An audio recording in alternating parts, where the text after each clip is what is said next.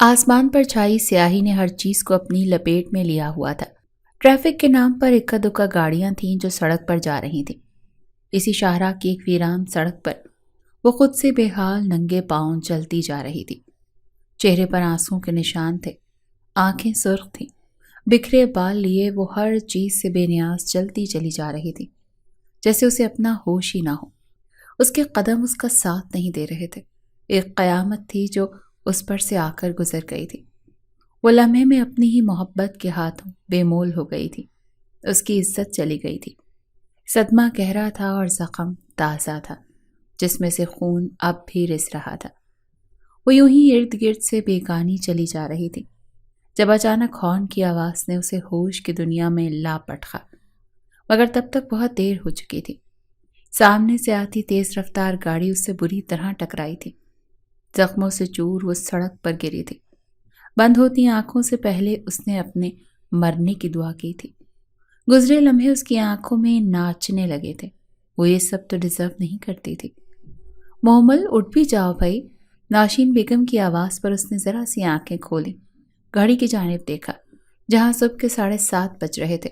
یار مما پلیز سونے دیں، انہیں کہتے اس نے واپس چہرہ کمبل میں چھپایا تھا۔ لڑکی تم نے کہا تھا کہ تمہیں آج یونیورسٹی جلدی جانا ہے اور اب مزید سونا ہے۔ اٹھو شاباش، تنگ مت کرو مجھے۔ مما مجھے 9 بجے جانا ہے، آپ مجھے 7:30 بجے اٹھا رہی ہیں، کچھ تو رحم کھائیں۔ شاباش، کوئی رحم نہیں کھا رہی، اٹھو جلدی اٹھو محمل۔ محمل کو اٹھاتے وہ کچن کی جانب بڑھ گئی، جبکہ وہ برے برے منہ بناتی اٹھ کر فریش ہونے لگی۔ مقررہ وقت پر وہ یونیورسٹی پہنچ چکی تھی۔ جیسے ہی اس نے یونیورسٹی میں قدم رکھا، سامنے ہی ذوحان شاہ کھڑا تھا، جسے دیکھ کر محمل کے دل کی دھڑکن تھمی تھی۔ ذوحان نے نگاہیں اٹھائے اسے دیکھا اور پھر مسکرا کر اس کی جانب ہاتھ بڑھایا۔ محمل نے ایک نظر ذوحان کے ہاتھ کو دیکھا اور پھر آہستہ سے اس کے ہاتھ میں اپنا ہاتھ دے دیا۔ آج محترمہ بالکل ٹائم پر پہنچی ہیں، خیریت ہے؟ سورج کہاں سے نکلا ہے آج؟ ذوحان ایسا تو نہیں بولیں، مطلب ٹائم پر آتی ہوں۔ اس کی خفگی سے کہنے پر ذوحان مسکرایا تھا۔ بالکل بالکل، آپ بالکل ٹائم پر آتے ہیں، اب چلیے سیمینار کا ٹائم ہو گیا ہے، اسے کہتا وہ یوں ہی اس کا ہاتھ تھامے آگے بڑھ گیا، جبکہ وہ اسے دیکھنے لگی جو یونیورسٹی کی تمام لڑکیوں کا کرش تھا، مگر اس کا نصیب محمل شاہ بنی تھی۔ محمل شاہ خود کو خوش قسمت تصور کرتی تھی کہ اس کی زندگی میں ذوحان جیسا خوبصورت انسان آیا تھا۔ وہ اس کی دیوانی تھی۔ ذوحان شاہ کا ساتھ پا کر وہ جیسے ہواؤں میں اڑنے لگی تھی۔ زندگی یوں بھی اس پر مہربان ہوگی اس نے سوچا نہیں تھا۔ اس نے محبت کی اور اسے محبت مل گئی۔ بھلا اس سے بڑھ کر بھی کوئی خوش نصیبی ہو سکتی ہے؟ آج ان کا یونی میں لاسٹ ڈے تھے، اس کے بعد وہ چھٹیوں پر جانے والے تھے، اسی لیے سیمینار کے بعد ذوحان اسے لیے ایک مہنگے ریسٹورانٹ آیا تھا۔ ذوحان ہمیں ایسے بنا بتائے نہیں آنا چاہیے تھا، مما پریشان ہو رہی ہوں گی۔ میں ہوں نا، کیوں اتنا پریشان ہو رہی ہو؟ ارے تم میسج کرو آنٹی کو کہ تھوڑا سا لیٹ ہو جائے گا۔ دیکھو میں گاؤں جا رہا ہوں، پھر 2 مہینے بعد ہی واپس آؤں گا، اور تمہیں بنا دیکھے 2 مہینے کیسے گزریں گے؟ مجھے تو یہ سوچ کر ہی عجیب سا ہو رہا ہے۔ اس کا ہاتھ تھامے وہ اداسی سے کہہ رہا تھا۔ اسی لیے ذوحان شاہ کی آنکھوں میں اپنے لیے محبت دیکھ محمل کو خود پر ناز ہوا تھا۔ ایک بہت خوبصورت دن ایک ساتھ گزار کر وہ گھر میں داخل ہوئی تو سامنے ہی لاؤنج میں سب موجود تھے۔ سب خیریت ہے؟ اتنی خاموشی کیوں ہے مما؟ نوشین بیگم کے پاس بیٹھتے اس نے ان کا ہاتھ تھاما، جن کے چہرے پر تفکرات کے سائے پھیلے ہوئے تھے۔ کچھ نہیں، بس کب اکرام صاحب کو کال کر رہی ہوں مگر ان کا نمبر ہی نہیں مل رہا۔ اکرام صاحب اس گھر کے سربراہ تھے، نوشین بیگم ان کی شریک سفر تھیں۔ ان دونوں کے 2 ہی بچے تھے، بڑی محمل جو یونی میں تھی اور پھر بیٹا ارسلان جو فرسٹ ایئر میں آیا تھا۔ اپنے بچوں کی خاطر اکرام صاحب گاؤں سے شہر مستقل طور پر شفٹ ہو گئے تھے اور اب اپنے کسی کام سے وہ گاؤں گئے تھے۔ اپیا دیکھو یار، میں مما کو کہہ رہا ہوں کہ ریلیکس کر لیں، بابا کال سن ہی نہیں رہے۔ ماما بابا کال بیک کریں گے، آپ پریشان مت ہو، بلکہ ایک کام کرتے ہیں، میں پاستا بناتی ہوں، مل کر پارٹی کرتے ہیں۔ نوشین بیگم مسکرا دی، ان کے بچے ہی تو ان کی طاقت تھے، وہ ساتھ ہوتے تھے تو مشکلات کم لگنے لگتی تھیں۔ ارسلان کو اپنے ساتھ آنے کا بول وہ بیگ وہیں صوفے پر چھوڑ کر کچن کی طرف بڑھ گئی تھی۔ کچھ ہی دیر میں ان کے گھر کا فون بجنے لگا۔ نوشین بیگم شاید اپنے کمرے میں جا چکی تھی، اسی لیے کچن سے نکلتی محمل نے فون اٹھایا۔ مگر آگے سے جو کچھ اسے سننے کو ملا وہ بالکل بھی اچھا نہیں تھا۔ فون رکھتے ہی وہ تیزی سے اوپر بھاگی تھی۔ ذوحان کچھ دیر پہلے ہی یونی سے آیا تھا۔ آج کا دن بہت یادگار تھا۔ اس نے اپنی محبت کے ساتھ خوبصورت لمحے گزارے تھے۔ بیڈ پر گرتے ہی وہ اپنے اور محمل کے بارے میں سوچنے لگا۔ محمل اس کی جونیئر تھی۔ اسے پہلی نظر میں محمل بے حد پسند آئی تھی۔ وہ اسے دل دے بیٹھا تھا اور پھر وہ جو چاہتا تھا اسے حاصل کر لیتا تھا۔ اس نے محمل کے سامنے اظہار محبت کیا اور کچھ وقت بعد محمل کو بھی اس سے محبت ہو گئی۔ وہ خوش تھا کہ اسے اس کی محبت بھی نہ کسی رکاوٹ کے مل چکی تھی، ورنہ اپنی پسندیدہ چیز حاصل کرنے کے لیے وہ کسی بھی حد تک جا سکتا تھا۔ وہ اپنے ہی خیالوں میں گم تھا جب اس کا موبائل بجنے لگا۔ گاؤں سے اس کے چچا کی کال آئی تھی۔ اس کا کوئی ارادہ نہیں تھا کال اٹھانے کا، مگر بار بار آنے والی کال سے وہ زچ ہو رہا تھا۔ یار چاچو کیا پرابلم ہے، کیوں کال کر رہے ہیں بار بار؟ ذوحان کے اکتائے ہوئے انداز پر مقابل نے نہ جانے کیا کہا تھا، جس پر ذوحان کے ماتھے پر بل پڑ گئے تھے۔ اتنے سال ہو گئے مگر بابا کو آج تک یہ سب ہینڈل کرنا نہیں آیا۔ 2-4 ہاتھ لگائیں اور حاصل کریں چیزیں۔ خیر آ رہا ہوں میں، تھوڑی دیر میں نکلتا ہوں یہاں سے، اپنے چچا کو کہتا وہ اٹھ کھڑا ہوا۔ فوراً سے اپنا ضروری سامان بیگ میں ڈالتے وہ گاؤں کے لیے نکلنے لگا تھا، مگر تبھی اس کا موبائل بجنے لگا۔ اس کی بہت خاص تو اس کی کال تھی۔ عجلت میں فون اٹھاتے وہ یوں ہی باہر آیا، مگر مقابل کی بات سن کر وہ جہاں تھا وہیں رہ گیا۔ دوست کی جگہ ہاسپٹل کے سٹاف کی کال تھی۔ اس کے دوست کا بہت برا ایکسیڈنٹ ہوا تھا اور وہ ہاسپٹل میں تھا۔ ذوحان بنا سوچے سمجھے گاؤں جانے کا ارادہ ملتوی کرتا فوراً سے ہسپتال کے لیے نکلا تھا۔ کیا ہوا ہے محمل؟ کچھ پریشان لگ رہی ہو؟ محمل کو اپنے سامنے کھڑا دیکھ نوشین بیگم نے پوچھا۔ کوئی پریشانی نہیں ہے، میں ابھی کھانا بناتے ہوئے سوچ رہی تھی کہ آپ بابا کو اتنا یاد کر رہی ہیں تو کیوں نہ ہم گاؤں چلیں، سب کو سرپرائز دیں گے۔ ایسے اچانک گاؤں؟ تمہارے بابا غصہ ہوں گے۔ ماما لیکن میری بھی چھٹی ہے اور ارسلان کی بھی چھٹی ہے، بابا وہاں ہیں تو ہم یہاں کیا کر رہے ہیں؟ میں بس ابھی ٹکٹس کرواتی ہوں، ہم لوگ گاؤں کے لیے نکل رہے ہیں، آپ جلدی سے اپنی پیکنگ کر لیں، ہمارے پاس ٹائم نہیں ہے۔ اتنی جلدی کیا ہے محمل؟ ہم کل صبح چلے جائیں گے۔ ماما بھی سوچا ہے تو ابھی جائیں گے، اگر کل بابا واپس آ گئے تو ہم پھر کیسے جائیں گے گاؤں؟ انہیں کہتے وہ فوراً سے نیچے بڑھ گئی، جبکہ نوشی بیگم ہنس پڑی۔ وہ ایسی ہی تھی، جلد باز۔ ٹھیک 2 گھنٹے بعد وہ لوگ گاؤں کے لیے نکل چکے تھے۔ نوشین بیگم خوش تھیں کہ وہ اپنے شوہر کو دیکھ سکیں گی، مگر محمل کے چہرے پر 12 بجے ہوئے تھے۔ کچھ تھا جو اسے پریشان کر رہا تھا، لیکن کیا اسے وہی جانتی تھی۔ اسٹیشن آ چکا تھا۔ اپنی ماں اور بھائی کا ہاتھ تھام کر وہ گاڑی سے اتر آئی تھی۔ وہ نہ جانے کتنے سالوں بعد گاؤں آئے تھے۔ ارسلان کو سامان پکڑاتے وہ نوشین بیگم کا ہاتھ تھامے اسٹیشن سے باہر نکل آئی۔ سامنے ہی ان کو لینے گاڑی آئی ہوئی تھی۔ وہ پہلے ہی اپنے آنے کی اطلاع اپنی کزن کو کر چکی تھی، اسی لیے وہ فوراً سے اسے لینے آ گیا تھا۔ علی بھائی، بابا کیسے ہیں؟ سب ٹھیک تو ہے نا؟ نوشین بیگم کی گاڑی میں بیٹھتے ہی وہ اپنے کزن کی طرف بڑھی اور اس سے سوال کیا۔ چاچو ان لوگوں کی قید میں ہیں، پنچایت ہی کوئی فیصلہ کر سکتی ہے، جلدی آؤ۔ بھیا ماما کو کچھ نہیں پتا اس بارے میں، تمہیں بتانا چاہیے تھا محمل۔ علی خفا ہوا تھا۔ میں بتانا چاہ رہی تھی مگر میری ہمت نہیں ہوئی۔ آپ جانتے ہیں ان کی صحت ٹھیک نہیں رہتی، مگر میں انہیں یہ بات بتاتی تو بری طرح سے ٹوٹ جاتی، اپنی طبیعت خراب کر لیتی۔ وہاں جا کر بھی تو انہیں یہ بات پتہ چلے گی نا۔ علی، محمل کیا باتیں کر رہے ہو بیٹا؟ آ جاؤ گاڑی میں بیٹھو، سب انتظار کر رہے ہوں گے گھر پر ہمارا۔ جی چچا، بس بیٹھ رہے ہیں۔ محمل کو اشارہ کرتا علی فرنٹ سیٹ پر آیا تھا۔ سب کے بیٹھتے ہی گاڑی سٹارٹ ہوئی تھی اور اب گاڑی کا رخ ان کے گاؤں والے گھر کی جانب تھا۔ گھر میں داخل ہوتے ہی نوشین بیگم کو کچھ غلط ہونے کا احساس شدت سے ہوا۔ اکرام صاحب کہاں ہیں علی؟ چچی آپ بیٹھیں ابھی۔ علی نے انہیں بٹھانا چاہا مگر کچھ تھا جو انہیں کھٹک رہا تھا۔ نوشین بیٹھ جاؤ سکون سے، تمہارے بھائی صاحب آتے ہی ہوں گے، پریشان مت ہو۔ نورین بیگم نے ان کا ہاتھ تھام کر انہیں اپنے پاس بٹھایا۔ کچھ ہی دیر میں اکرم شاہ گھر میں داخل ہوئے تھے۔ وہ 2 ہی تو بھائی تھے۔ بابا کیا ہوا ہے؟ سب ٹھیک ہے؟ آپ چاچو کو لینے گئے تھے نا؟ ان لوگوں نے سمجھوتا کرنے سے صاف انکار کر دیا ہے۔ وہ اکرام کو اپنی قید میں رکھنا چاہتے ہیں۔ وہ چاہتے ہیں کہ جیسے ان کا بھائی مرا ہے ویسے اکرام بھی مرے۔ یہ سب کیا ہو رہا ہے بھائی صاحب؟ آپ سب مجھے بتائیں گے یہ کیا ہے؟ نوشین بیگم کے صبر کا پیمانہ لبریز ہوا تھا۔ تبھی وہ اپنے جیٹ کے سامنے آ کر ان سے سوال پوچھنے لگے۔ تم بتاؤ مجھے محمل، تمہیں تو سب پتا ہے نا، تم جھوٹ بول کر مجھے یہاں پر لے کر آئی ہو نا، بتاؤ کیا ہوا ہے تمہارے بابا کو؟ محمل کو دونوں بازوؤں سے تھام انہوں نے جھنجھوڑ ڈالا۔ مومل کی آنکھوں میں آنسو آ گئے۔ اکرام سے وہاب شاہ کے بھائی کا قتل ہو گیا ہے۔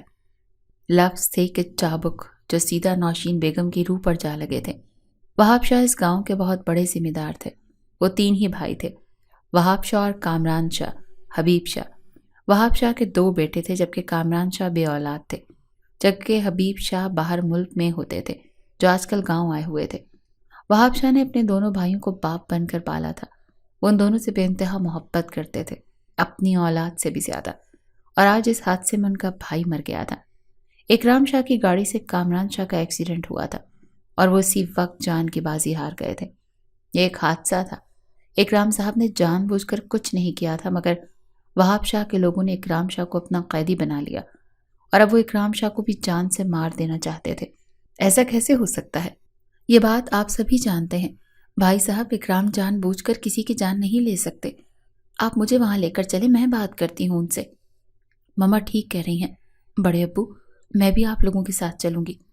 وہ لوگ نہیں سمجھیں گے بیٹا، میں جا کر بات کر لوں گا۔ نہیں بڑے بابا، مجھے بھی جانا ہے۔ وہ بضد تھی۔ اکرام صاحب نہ چاہتے ہوئے بھی اسے ساتھ لیے ڈیرے پر آئے جہاں پہلے سے کئی لوگ موجود تھے۔ آپ پلیز میرے بابا کو چھوڑ دیں، چاہیں تو بدلے میں مجھے سزا دے دیں۔ آگے بڑھتے محمل نے وہاب شاہ کے آگے ہاتھ جوڑے تھے۔ محمل بچے، نوشین بیگم تڑپ اٹھی، مگر وہ سوچ کر آئی تھی کہ اسے کیا کرنا ہے۔ ماما پلیز، بابا کی ضرورت ہے آپ لوگوں کو۔ انکل پلیز، آپ مجھے مار دیں مگر میرے بابا کو چھوڑ دیں۔ وہ حد سے زیادہ جذباتی ہو رہی تھی۔ وہاب شاہ نے حیرت سے اسے دیکھا جو اپنے باپ کی خاطر خود کو قربان کرنے کو تیار تھی۔ تمہارے مرنے سے میرا بھائی واپس نہیں آئے گا لڑکی، جانتی ہو، مگر میرے بابا کے مرنے سے بھی تو نہیں آئے گا نا۔ آپ کو جو سزا دینی ہے مجھے دے دیں۔ میرے بابا جان بوجھ کر کسی کی جان نہیں لے سکتے، میرا یقین کریں، انہوں نے جان کر آپ کے بھائی کو نہیں مارا۔ بنا کسی کی پرواہ کیے وہ اپنے باپ کی خاطر رو رہی تھی، لڑ رہی تھی۔ اگر ایسا ہے تو ٹھیک ہے، بخش دیتے ہیں تمہاری جان، مگر اس سے پہلے تمہیں ونی ہونا ہوگا۔ بالکل بھی نہیں، نوشین محمل کو سنبھالو۔ نہیں بڑے بابا، اگر میرے بدلے بابا واپس آتے ہیں تو پلیز۔ وہ رو رہی تھی کیونکہ جانتی تھی کہ اس کے بغیر وہ لوگ جی نہیں سکتے، مگر اکرام صاحب کے بغیر وہ لوگ کہتے ہی مر جائیں گے۔ اگر ایسا ہے تو ٹھیک ہے، ہم ونی میں تمہاری بھتیجی مانگتے ہیں۔ کل تک سوچ لو ورنہ اپنے بھائی کی موت کے لیے تیار رہنا۔ وہاب شاہ اپنا فیصلہ سنا کر چلے گئے جبکہ وہ لوگ تھکے قدموں سے گھر واپس آ گئے۔ وہ ذوحان سے محبت کرتی تھی، مگر اس سے کئی گنا زیادہ محبت وہ اپنے ماں باپ سے کرتی تھی۔ وہ ان کے لیے اپنی محبت کی قربانی دینے کو بھی تیار تھی۔ فیصلہ ہو چکا تھا۔ اگلے دن پنچایت بٹھائی گئی اور محمل کو ونی کر دیا گیا۔ وہ شکستہ حالت میں بیٹھی تھی، اسے کسی بات کا ہوش نہیں تھا۔ ایک فیصلہ اس نے کیا تھا مگر دل اب رو رہا تھا۔ ذوحان سے محبت اس نے پورے دل سے کی تھی اور اب اس کا نکاح کسی اور سے ہو رہا تھا۔ وہ جانتی تھی اگر ذوحان کو یہ بات پتہ چلی تو وہ غصے سے پاگل ہو جائے گا۔ وہ کبھی یہ بات قبول نہیں کر سکے گا، مگر وہ مجبور تھی۔ اپنے باپ کو بچانے کے لیے وہ خود کو 100 بار بھی قربان کر سکتی تھی۔ مولوی صاحب نکاح پڑھا رہے تھے مگر اسے ہوش نہیں تھا۔ وہ بس خاموشی سے اپنے ہاتھوں کو تک رہی تھی۔ ایسی شادی کی خواہش تو اس نے کبھی نہیں کی تھی۔ اکرام صاحب کو گھر بھیج رہے ہیں، اب تمہارا اس لڑکی سے کوئی تعلق نہیں ہوگا، یہ سمجھ آئی؟ اکرام صاحب کو کہتے انہوں نے ملازمہ کو حکم دیا کہ وہ محمل کو ڈیرے پر لے جائے۔ وہ ایک بار بھی اپنے باپ کی شکل نہیں دیکھ سکی تھی کہ اسے وہاں سے نکال کر ڈیرے پر پہنچا دیا گیا۔ محمل ونی ہو کر ڈیرے پر آئی تھی۔ وہ نہیں جانتی تھی کہ اس کا نکاح کس انسان سے ہوا ہے۔ تبھی کمرے میں ذوحان داخل ہوا جسے دیکھ کر اس کی سانسیں اٹکی تھیں۔ وہ باپ کے حصے کی سزا کے طور پر ونی ہوئی تھی۔ تم نے مجھ سے دھوکے بازی کی، محبت مجھ سے، اور یہاں نکاح؟ ذوحان نے اس کا منہ دبوچا۔ تکلیف سے محمل رونے لگی۔ مگر میں بتا دوں، تم ونی ہو کر میرے نکاح میں آئی ہو اور اب میں تمہیں ایسی سزا دوں گا کہ ساری زندگی تم تڑپتی رہو گی۔ اسے کہتے ساتھ ذوحان نے اس کے بالوں کو مٹھی میں لیا اور اس کے چہرے پر جھک کر اسے چھونا چاہا، مگر محمل اسے خود سے دور کر گئی۔ ذوحان میری بات سنیں، ذوحان میری غلطی نہیں ہے ذوحان۔ اس سے پہلے وہ کچھ کہتی ذوحان کا ہاتھ اٹھا تھا اور اس کے گال پر پڑا تھا۔ میں نے تم سے محبت کی تھی اور تم نے مجھے دھوکہ دیا، اب تم دیکھو میں تمہارے ساتھ کیا کرتا ہوں۔ اسے بیڈ پر دھکا دیتا وہ اس پر حاوی ہوا تھا۔ محمل خود کو بچانے کی کوشش کر رہی تھی۔ مگر ذوحان کے آگے وہ کمزور تھی، بے حد کمزور۔ وہ اس پر اپنی منمانیاں کر رہا تھا۔ محمل رو رہی تھی، اسے بھیک مانگ رہی تھی، مگر وہ اس پر رحم نہیں کھا رہا تھا۔ وہ آج ظالم بنا اس پر قہر ڈھا رہا تھا، اس پر ظلم کر رہا تھا۔ وہ آج اسے بے مول کر گیا تھا۔ محمل خود سے دور جھٹکتے اس کے کان کے قریب جھکا۔ تم میرے نکاح میں نہیں تھی، تمہارا نکاح مجھ سے نہیں ہوا۔ اس کے کان میں سور پھونکتے وہ کان محمل کے جسم سے نکال گیا۔ اپنا حلیہ درست کرتے وہ وہاں سے نکلتا چلا گیا، جبکہ محمل اپنا بکھرا وجود سمیٹتے اٹھ گئی۔ آج وہ اپنی ہی محبت کے ہاتھوں رسوا ہوئی تھی۔ زندگی نے کیسا بھدا مذاق کیا تھا اس کے ساتھ۔ خود کے چادر میں لپیٹتے وہ اس ڈیرے سے نکلتی چلی گئی۔ آسمان پر چھائی سیاہی نے ہر چیز کو اپنی لپیٹ میں لیا ہوا تھا۔ ٹریفک کے نام پر اکا دکا گاڑیاں تھیں جو سڑک پر جا رہی تھیں۔ اسی شاہراہ کی ایک ویران سڑک پر وہ خود سے بے حال ننگے پاؤں چلتی چلی جا رہی تھی۔ چہرے پر آنسوں کے نشان تھے، آنکھیں سرخ تھیں، بکھرے بال لیے۔ وہ ہر چیز سے بے نیاز چلتی چلی جا رہی تھی، جیسے اسے اپنا ہوش ہی نہ ہو۔ اس کے قدم اس کا ساتھ نہیں دے رہے تھے۔ ایک قیامت تھی جو اس پر آ کر گزر گئی تھی۔ وہ لمحے میں اپنی ہی محبت کے ہاتھوں بے مول ہو گئی تھی۔ اس کی عزت چلی گئی تھی۔ صدمہ گہرا تھا، زخم تازہ تھا، جس میں سے خون اب بھی رس رہا تھا۔ وہ یوں ہی ارد گرد سے بیگانی چلی جا رہی تھی جب اچانک ہارن کی آواز نے اسے ہوش کی دنیا میں لا پٹخا، مگر تب تک بہت دیر ہو چکی تھی۔ سامنے سے آتی تیز رفتار گاڑی اس سے بری طرح ٹکرائی تھی۔ زخموں سے چور وہ سڑک پر گری تھی۔ بند ہوتی آنکھوں سے پہلے اس نے اپنے مرنے کی دعا کی تھی۔ گزرے لمحے اس کی آنکھوں میں ناچنے لگے تھے۔ وہ یہ سب تو ڈیزرو نہیں کرتی تھی۔ اس کی آنکھ کھلی تو خود کو انجان جگہ پر پایا۔ دوائیوں کی اسمیل اس کے دماغ کو چڑھ رہی تھی۔ بمشکل اپنے حواس بحال کرتے اس نے آس پاس نگاہیں دوڑائیں، مگر وہاں کوئی بھی نہیں تھا۔ اس کا جسم بری طرح دکھ رہا تھا۔ ذوحان نے اس کی روح کو مار دیا تھا۔ وہ اپنے دکھ پر ماتم کرتی بے آواز رو رہی تھی جب قدموں کی آواز اسے سنائی دی۔ سختی سے آنکھیں بند کرتے اس نے خود کو بے ہوش ظاہر کرنا چاہا، کیونکہ کسی کا سامنا کرنے کی ابھی تک اس میں ہمت نہیں بچی تھی۔ اٹھ گئی؟ اب طبیعت کیسی ہے تمہاری؟ نرس کی آواز پر اس نے نہ چاہتے ہوئے بھی آنکھیں کھولے دیکھا تھا۔ بخار تو ہلکا ہو گیا ہے۔ نرس اسے چیک کرتے اس کی ڈرپ دیکھنے لگی۔ خیال رکھا کرو اپنا لڑکی، شوہر تمہارا اتنا پریشان ہو رہا ہے۔ نرس کی بات پر اب کہ وہ بری طرح چونکی۔ شوہر؟ ہاں باہر ہے، لو آ گیا، کہتے ساتھ نرس نے دروازے کی جانب اشارہ کیا، جہاں سے آتا شخص محمل کے لیے قطعی اجنبی تھا۔ وہ 30 سے اوپر تھا، لمبا قد، چوڑا سینہ، باروب شخصیت۔ اب کیسی ہے طبیعت؟ اس کے پاس بیٹھتے وہ نرمی سے پوچھنے لگا۔ بہتر ہے، اب اور اب خیال رکھنا اپنی بیوی کا، جواب نرس نے دیا تھا، جس پر وہ شخص اس بات میں سر ہلا گیا۔ نرس اپنا کام کر کے چلی گئی، جبکہ وہ خوفزدہ سی اس انسان کو دیکھنے لگی۔ ڈرنے کی ضرورت نہیں ہے، اگر میں تمہیں اپنی بیوی نہ کہتا تو یہ لوگ پولیس کو انفارم کر دیتے۔ محمل کا خوف دیکھتے اس نے خود ہی وضاحت دے دی۔ مجھے اپنے گھر کا ایڈریس اور فون نمبر دو تاکہ میں انہیں بتا سکوں تمہارا۔ اس کی بات پر محمل کے چہرے کا رنگ اڑا۔ جو کچھ اس کے ساتھ ہوا تھا، اگر وہ واپس جاتی تو سب خراب ہو جاتا، اس کے باپ کی جان مشکل میں آ جاتی۔ مگر اب وہ واپس کیسے ان ظالم لوگوں کے درمیان جاتی؟ وہ اگر مگر کی کشمکش میں تھی۔ دیکھو اگر تم مجھے بتاؤ کہ نہیں تو سب الٹا ہو جائے گا۔ وہ نہایت نرمی سے اس سے بات کر رہا تھا، جو اس کی شخصیت کے بالکل خلاف تھا۔ محمل پہلے ہی تباہ ہو چکی تھی۔ یہی سوچتے اس نے سامنے بیٹھے سجنبی کو سب کچھ بتا دیا، شروع سے آخر تک، جسے سن کر اس شخص نے سختی سے مٹھیاں بھینچی۔ وہ لوگ تمہارے بابا کو کچھ نہیں کہیں گے، میرا وعدہ ہے۔ چلو میں تمہیں تمہارے گھر چھوڑ دوں۔ میں گھر نہیں جانا چاہتی، آپ مجھے کسی ادارے میں چھوڑ دیں، ویسے بھی اب میرے پاس کھونے کو کچھ نہیں بچا۔ اس کی بات پر وہ شخص اسے دیکھ کر رہ گیا۔ پھر میرے ساتھ چلو، میں تمہیں ایسے ہی نہیں چھوڑ سکتا، اگر بھروسہ کر سکتی ہو تو، ورنہ زبردستی نہیں ہے۔ اس کی بات پر محمل خاموش ہو گئی۔ اس کے پاس کوئی آپشن نہیں تھا۔ وہ اب خود کو کسی سے بھی نظریں ملانے کے قابل نہیں سمجھ رہی تھی، اسی لیے اس نے خود کو ایک اجنبی کے حوالے کر دیا تھا کہ اب موت بھی آ جاتی تو فرق نہیں پڑنا تھا۔ ذوحان تم اس قدر گھٹیا حرکت کر سکتے ہو، مجھے یقین نہیں آ رہا۔ وہاب شاہ کا غصہ 7ویں آسمان پر تھا۔ ذوحان سر جھکائے ان کی ڈانٹ سن رہا تھا۔ کیونکہ جو وہ کر چکا تھا اس کی معافی ہرگز نہیں تھی۔ تم اس قدر گھٹیا حرکت کرو گے؟ مجھے یقین نہیں آ رہا۔ لعنت ہے مجھ پر جو تم جیسی گھٹیا اولاد کو میں نے پیدا کیا۔ بس کر دیں بابا سائیں، بس کریں۔ آپ سے اپنے زمینی معاملات تو طے ہوتے نہیں ہیں، مگر قاتل کو سزا اچھے سے دینی آتی ہے۔ آپ نے کیوں اس کا نکاح اس انسان سے کیا جس سے میں اس دنیا میں سب سے زیادہ نفرت کرتا ہوں؟ وہ غصے سے پاگل ہو رہا تھا کیونکہ وہ لڑکی اس کے قابل تھی، مگر تم نے سب پر پانی پھیر دیا۔ دفع ہو جاؤ میری نظروں کے سامنے سے۔ اسے کہتے وہ اپنا سر ہاتھوں میں گرا گئے۔ ہر چیز برباد کر کے رکھ دی تھی زوہان نے۔ اگر انہیں پتا ہوگا کہ محمل ان کے بیٹے کی محبت ہے تو شاید وہ آج یہ سب نہ کرتے، مگر زوہان کے آنے سے پہلے ہی وہ محمل کا فیصلہ کر چکے تھے، اور اس سب میں آ کر کسی کا نقصان ہوا تھا تو وہ صرف محمل تھی۔ وہ شخص اس لیے اپنے گھر آیا تھا۔ ظہیر، بابا آپ کہاں رہ گئے تھے؟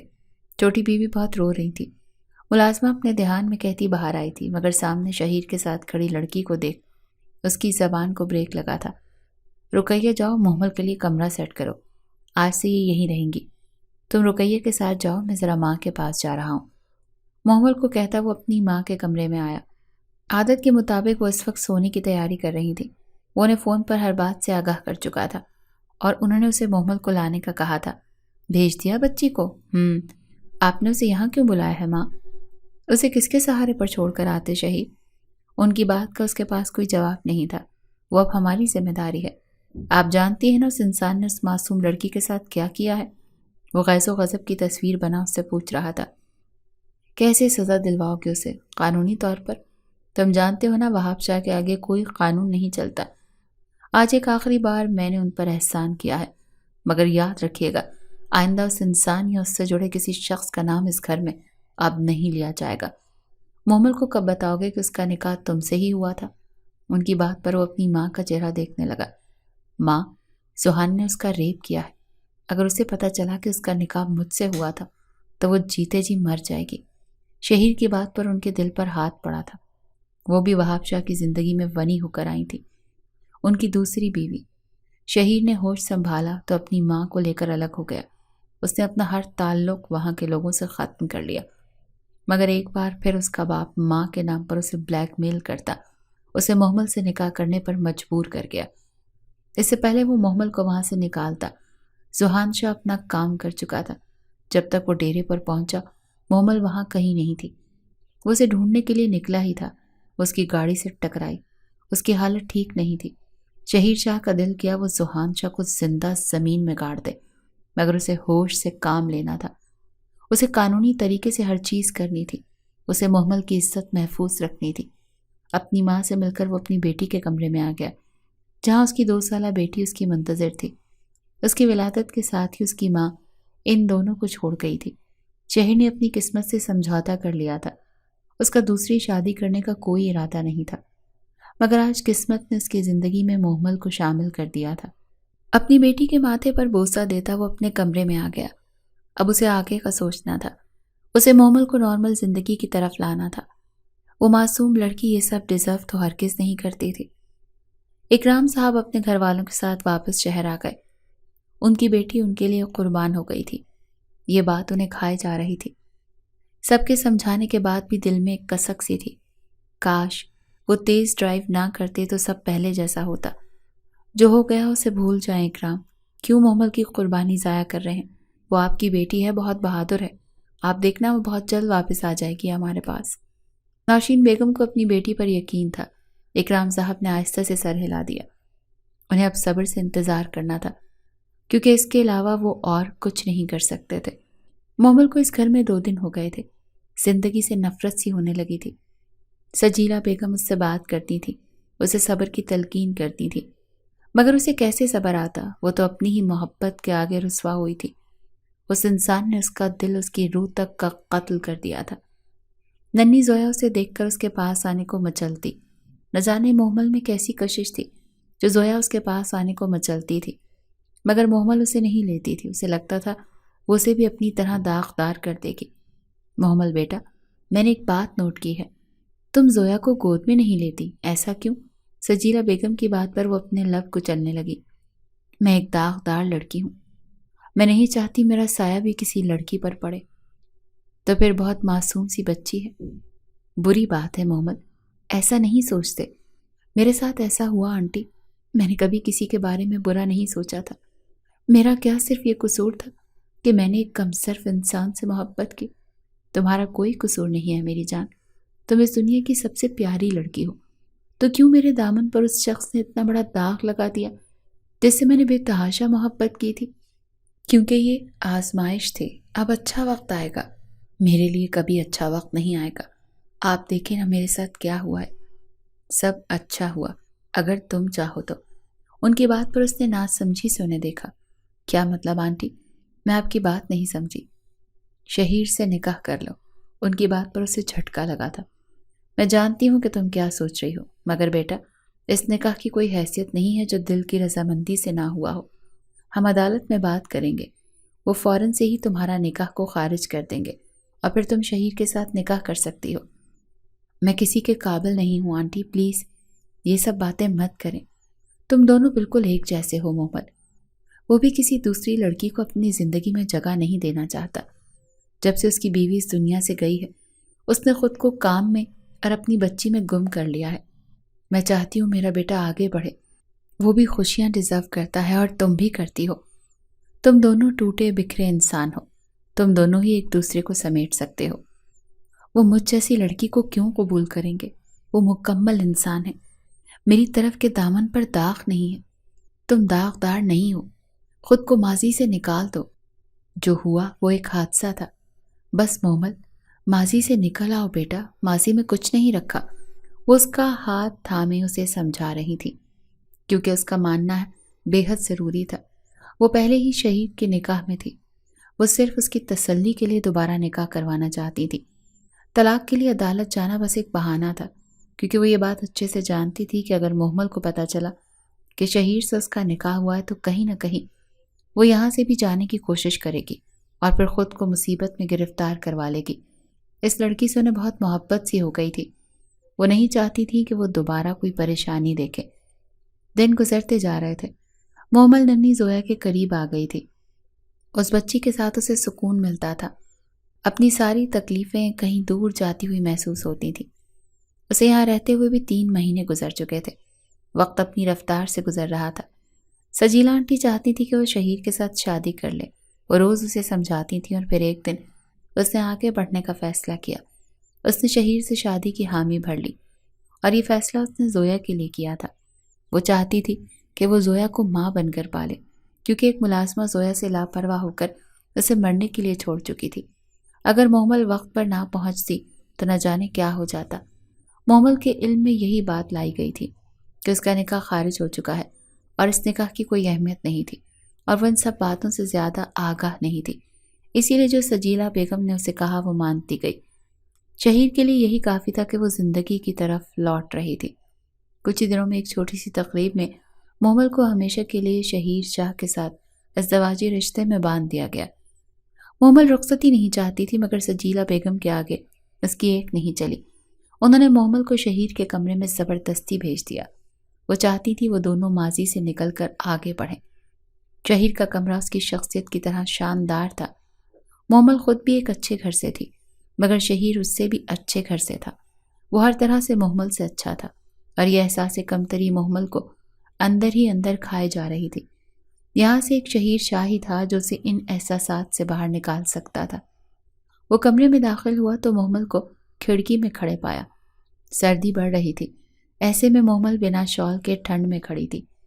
एहतियात करनी चाहिए वरना इंसान बीमार पड़ जाता है।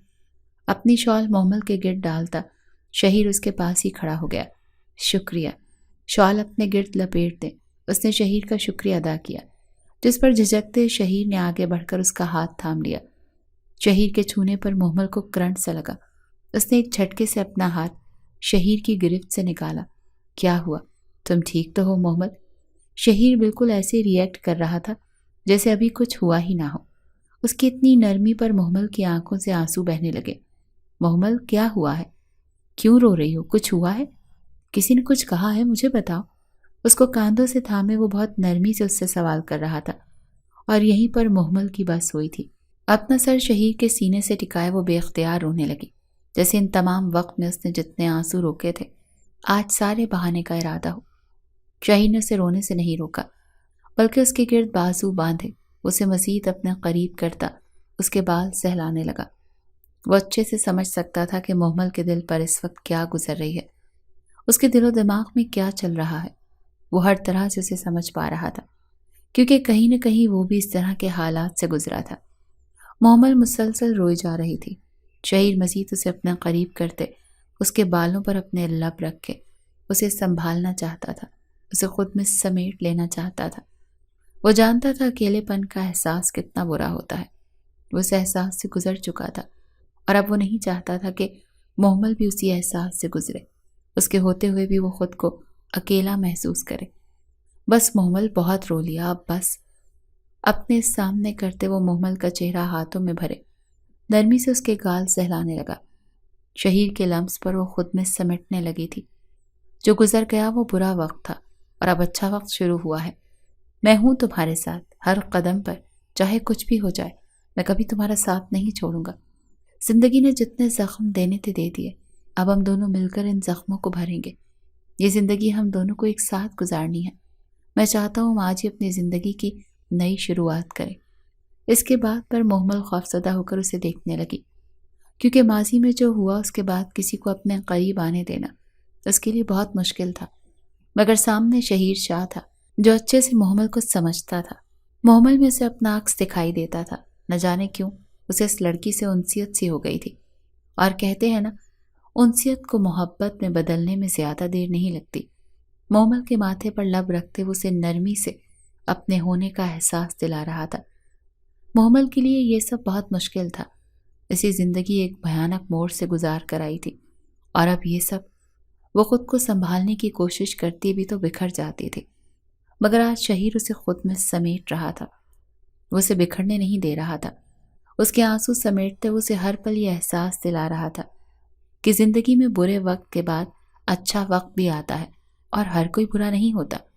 شہیر کی قربت میں مہکتے اسے احساس ہوا تھا ذوحان نے شاید کبھی اس سے محبت کی ہی نہیں تھی۔ آج ایک آخری بار اس نے ذوحان شاہ کو یاد کیا تھا، کیونکہ اب وہ اسے ہمیشہ ہمیشہ کے لیے بھلا دینے والی تھی۔ وہ اپنی زندگی شہیر کے نام کر چکی تھی۔ اس کے دل میں اب بس ایک شخص کو ہونا تھا، اور وہ تھا شہیر۔ اس نے خود کو ماضی سے نکال دیا تھا، اسے اب پیچھے مڑ کر نہیں دیکھنا تھا۔ شہیر نے اسے محبت سے سمیٹتے اس کے ماتھے پر لب رکھے تھے۔ وہ اسے عزت دینا جانتا تھا، وہ اس کا محافظ بننا چاہتا تھا، اور یہی تو ایک عورت کو چاہیے تھا۔ ان گزرے مہینوں میں آج پہلی بار محمل نے سکون سے اپنے دل میں اترتا محسوس کیا تھا۔ زندگی خوبصورت ڈگر پر چل پڑی تھی۔ زویا اور محمل سجیلا بیگم کے ساتھ پورا دن گزار دیتے تھے۔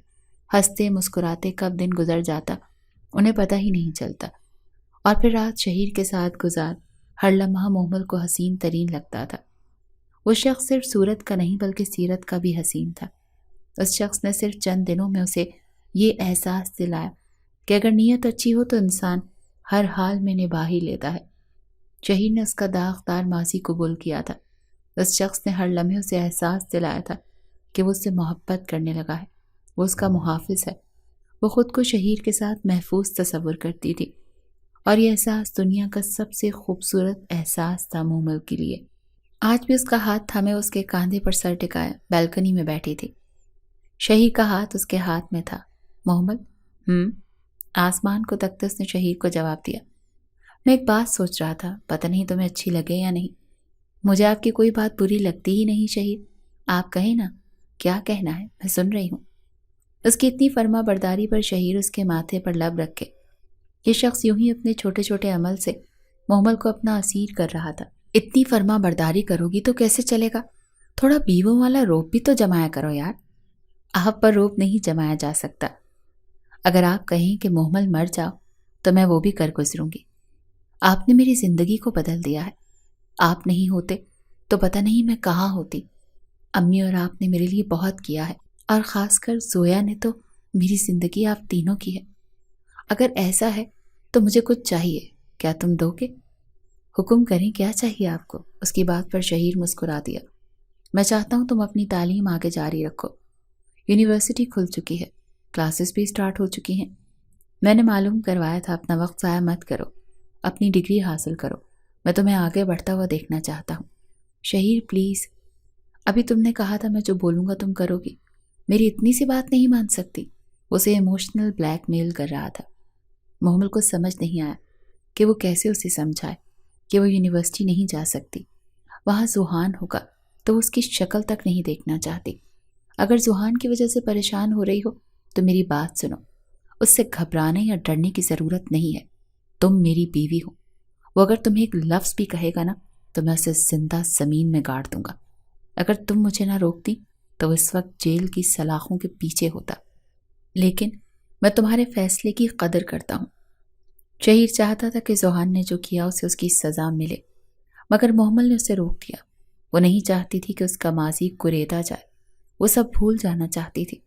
شہیر نے اس کے فیصلے کا احترام کیا تھا اور اب اسے بھی یہ کرنا تھا۔ نہ چاہتے ہوئے بھی وہ راضی ہو گئی، کیونکہ اس شخص سے زیادہ اب کچھ ضروری نہیں تھا۔ شہیر اسے یونیورسٹی ڈراپ کرنے آیا تھا۔ ڈین سے مل کر وہ اسے خدا حافظ کہتا چلا گیا، جبکہ وہ دھڑکتے دل اور مرے قدموں سے کلاس میں داخل ہوئی۔ سب کچھ ویسا ہی تھا جیسے وہ چھوڑ کر گئی تھی۔ اگر کچھ بدلا تھا تو وہ تھی بس محمل۔ محمل میری جان، فائنلی واپس آ گئی تم؟ تحریم نے آگے بڑھ کر اسے اپنے ساتھ لگایا۔ آہستہ سے جواب دیتے وہ وہیں اس کے پاس بیٹھ گئی تھی۔ تحریم نے اس کا ہاتھ مضبوطی سے تھام لیا۔ جیجو سے ملی؟ میں کتنے ہینڈسم ہے نا وہ، بدتمیز، اتنا ہینڈسم شوہر رکھا ہوا ہے اور ہمیں بتایا بھی نہیں۔ تحریم کی بات پڑھنا چاہتے ہوئے بھی وہ مسکرا دی۔ اوف، صرف ذکر پر اتنی مسکراہٹ، جب سامنے ہوتے ہوں گے تو کیا ہوتا ہوگا تیرا؟ کچھ بھی مت بول اور سر آ گئے۔ باکس کھولیں، تحریم کو آنکھیں دکھاتے وہ اپنی توجہ پڑھائی پر کر گئی۔ یونیورسٹی میں اس کے دن اچھے گزر رہے تھے۔ اسے یونیورسٹی جاتے ہوئے 1 مہینہ ہونے کو آیا تھا، مگر اس پورے وقت میں ایک بار بھی اس کا زوہان سے سامنا نہیں ہوا تھا، اور یہی سب سے اچھی چیز تھی۔ شہیر چاہتا تھا کہ وہ اپنے ماں باپ سے بھی جا کر ملے، مگر فی الحال وہ کسی سے ملنا نہیں چاہتی تھی۔ وہ بس اپنی پڑھائی پر توجہ دینا چاہتی تھی۔ وہ کچھ بن کر ان کے سامنے جانا چاہتی تھی تاکہ انہیں بھی اس پر فخر ہو۔ جس کا لاسٹ سیمسٹر تھا اس کی ڈگری کمپلیٹ ہونے والی تھی۔ شہیر ہر طرح سے اس کی مدد کرتا تھا، وہ اسے پڑھاتا تھا۔ وہ خود کو خوش قسمت تصور کرتی تھی کہ اسے شہیر جیسا ہم سفر ملا۔ کل رات بھی مصروف ہونے کے باوجود شہیر نے اسے آج کے ٹیسٹ کی بہت اچھی تیاری کروائی تھی۔ وہ اسے ڈراپ کر کے جا چکا تھا۔ کلاس میں ٹیسٹ دینے کے بعد وہ کلاس سے باہر آ گئی۔ اس کا ارادہ کینٹین جانے کا تھا۔ جلدی میں وہ ناشتہ بھی نہیں کر سکی تھی۔ یہی سوچ کر اس نے کینٹین کی جانب اپنے قدم بڑھائے، جب اچانک اس کے قدم تھمے۔ سامنے زوہان کو دیکھ وہ اگلا قدم بڑھانا بھول گئی تھی۔ زوہان حیرت سے اسے اپنے سامنے دیکھ رہا تھا، جبکہ زوہان کو اپنے سامنے دیکھ غصے کی شدید لہر محمل کے پورے وجود میں دوڑ گئی تھی۔ اسے اپنا وجود اندیکھی آگ میں جلتا ہوا محسوس ہو رہا تھا، ایسی آگ جو سب کچھ جلا کر بھسم کر دینا چاہتی تھی۔ زوہان کی نگاہوں میں بے یقینی تھی۔ وہ کم از کم محمل کو اپنے سامنے دیکھنے کی امید نہیں کر رہا تھا۔ خود کو سنبھالتے محمل اس کے پاس سے گزرنے لگی۔ جب اس کی کلائی زوہان کی گرفت میں آئی، اس سے پہلے وہ کچھ کہتا، محمل کا ہاتھ اٹھا اور زوہان کے گال پر جا پڑا۔ آئندہ اپنا غلیظ ہاتھ مجھ سے دور رکھنا زوہان شاہ، ورنہ مجھ سے برا کوئی نہیں ہوگا۔ ایک ایک لفظ زور دے کر کہتے وہ رکی نہیں تھی، جبکہ زوہان تو جیسے پتھر کا ہو گیا تھا۔ آج کو محمل اسے ملی تھی، وہ اس کی محمل تو تھی ہی نہیں۔ اسے آج شدت سے احساس ہوا تھا کہ اپنے غصے میں وہ اپنے ساتھ کیا کر چکا تھا، وہ کیا کھو چکا تھا۔ زوہان گھر واپس آیا مگر دل میں کسک سی تھی۔ اس نے پاس دراز سے دوا نکال کر کھائی مگر بے چینی بڑھتی جا رہی تھی۔ اس کا بی پی ہائی ہونے لگا تھا۔ اس سے پہلے اس کی حالت مزید خراب ہوتی۔ وہاب شاہ تیزی سے اندر داخل ہوتے۔ انہوں نے ہاتھ میں موجود انجیکشن زوہان کو لگایا، جس کے لگتے وہ تھوڑا پرسکون ہوا تھا۔ اس ایک رات کے بعد زوہان نے خود کو نشے کی دنیا میں جھونک دیا تھا۔ وہ اس قدر نشہ کرنے لگا کہ ایک رات نشے میں دھت گاڑی چلاتے ہوئے اس کی گاڑی کا بہت برا ایکسیڈنٹ ہو گیا۔ وہ مرتے مرتے بچا تھا مگر اس کی زندگی بیکار ہو گئی تھی۔ اس کے زخم بہت گہرے تھے، اس کے دماغ پر گہری چوٹ لگی تھی۔ وہ زیادہ دباؤ برداشت نہیں کر پایا تو وہ ساری زندگی کے لیے باپ بننے جیسی صلاحیت سے ہی محروم ہو چکا تھا۔ زیادہ دباؤ میں اسے اپنا دم گھٹتا محسوس ہوتا تھا، اس کا بی پی ہائی ہو جاتا تھا، اور یہ صورتحال اتنی خطرناک تھی کہ اس کی جان بھی جا سکتی تھی۔ جب تک اسے انجیکشن نہیں لگایا جاتا تب تک وہ پرسکون نہیں ہوتا تھا۔ اس نے محمل کو تو تباہ کیا ہی تھا، مگر اس نے محمل کے ساتھ خود کو بھی تباہ کیا تھا۔ اس ایک رات کے بعد وہ کبھی سکون میں نہیں رہا تھا، اور وہاب شاہ انہیں لگا تھا کہ وہ اپنے بیٹے کی شادی محمل سے کروا کر اسے اپنے قریب کر لیں گے، مگر زحان شاہ کی حرکت نے انہیں شہیر سے مزید دور کر دیا تھا، اور میں اپنے بھائی کی موت بھی معاف کر دی تھی۔ انہیں اب کچھ نہیں چاہیے تھا۔ ان کے گھر کا شیرازہ بری طرح سے بکھر چکا تھا۔ ان کا بیٹا ان کے سامنے تل تل مر رہا تھا، اور وہ کچھ نہیں کر پا رہے تھے۔ ایک باپ کی بے بسی سے زیادہ اور کیا ہی ہوگی، مگر یہ سزا تھی زحان شاہ کے لیے۔ وہ شاید اس سے بھی بری سزا کا حقدار تھا، مگر یہ فیصلہ انسانوں کے ہاتھ میں نہیں تھا۔ زحان شاہ نے اپنی محبت کو بے مول کیا تھا۔ آج وہ خود بے مول ہو کر رہ گیا تھا۔ آج وہ خود کو محمل کے سامنے کھڑے ہونے کے قابل بھی نہیں سمجھ رہا تھا، اور شاید یہی اس کی سزا تھی۔ جیسے ایک ایکسیڈنٹ سے اس نے زندگی کا سب سے بڑا سبق سیکھا تھا۔ اس نے موت کو اپنی آنکھوں کے سامنے دیکھا تھا۔ وہ بدلنا چاہتا تھا خود کو۔ محمل کے قابل تو نہیں بن پایا تھا، مگر وہ ایک اچھا انسان بننے کی کوشش میں ہلکان تھا، اور وہ بس یہی کر سکتا تھا، کیونکہ اگر وہ محمل کے سامنے مر بھی جاتا تو وہ اس سے کبھی معاف نہیں کرتے۔ وہ اس کی خوشیوں کا قاتل تھا، وہ اس کی محبت کا قاتل تھا، وہ اس کی عزت کا قاتل تھا۔ اب زحان شاہ کو اپنی ساری زندگی سی پچھتاوے میں گزارنی تھی کہ وہ اپنے ساتھ کیا کر چکا ہے۔ اس دن کے بعد سے اسے زحان نظر نہیں آیا۔ بعد میں اسے پتہ چلا کہ وہ باہر کے ملک چلا گیا ہے۔ زحان کے جانے کے بعد محمل کو اس کا خط ملا تھا۔ اس خط میں زحان نے اسے معافی مانگ لی تھی۔ وہ شرمندہ تھا۔ وہ خود کو محمل کے سامنے نہیں لانا چاہتا تھا، اسی لیے وہ یہ خط چھوڑ کر اس کے لیے گیا تھا۔ کاش میں اعلیٰ ظرف ہوتی۔ اگر میں ایک معمولی سی لڑکی ہوں، میں تمہیں کبھی معاف نہیں کر سکتی زحان شاہ، چاہے دنیا مجھے کمزور ہی کیوں نہ کرے، میں کبھی تمہیں کبھی معاف نہیں کروں گی۔ اس کا خط پھاڑ کر ڈسٹ بن میں پھینکتے اس نے خود سے کہا تھا، اسے اب کسی کی ضرورت نہیں تھی۔